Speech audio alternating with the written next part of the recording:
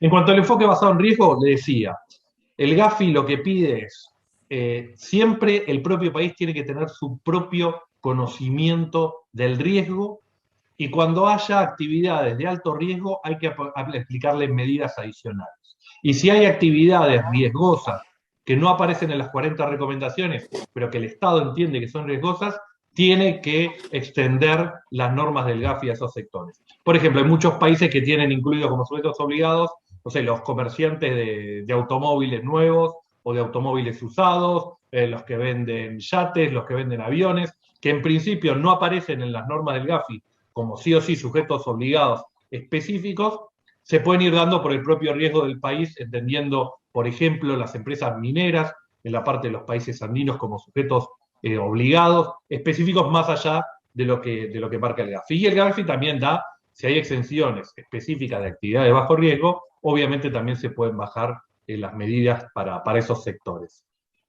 Pero lo importante es que siempre tiene que haber medidas, se tienen que aplicar medidas más estrictas para los riesgos mayores y se pueden aplicar medidas simplificadas para los riesgos menores. Para todo esto, la recomendación 1 del GAFI primero le pide a los países que tengan una evaluación nacional de riesgo. No hace falta que sea un documento, pueden ser varios sectoriales, pero el país tiene que tener una idea de cuál es el riesgo. Tiene que identificar, evaluar y comprender sus propios riesgos de lavado.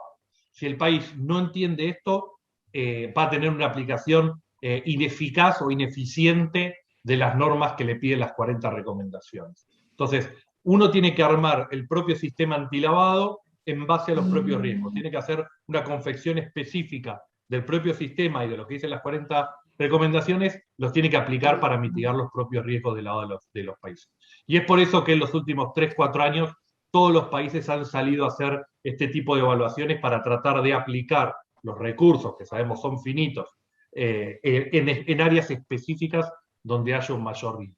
Si es un país, por ejemplo, que es un país que genera muchas sociedades offshore, bueno, tendrá que tener mayores controles ahí. Si es un país que tiene, no sé, desarrollado muy grande el sector de casinos, bueno, uno esperaría que haya muchísimos más controles en el sector casinos que en otros controles. Eso es un poco cómo tiene que jugar el país a entender cuáles son los riesgos, dónde están sus vulnerabilidades y cómo mitigar esos riesgos. También se pide que las propias instituciones financieras y los APRFDs también identifiquen y evalúen y comprendan sus riesgos. Sepan cuáles son sus clientes más riesgosos,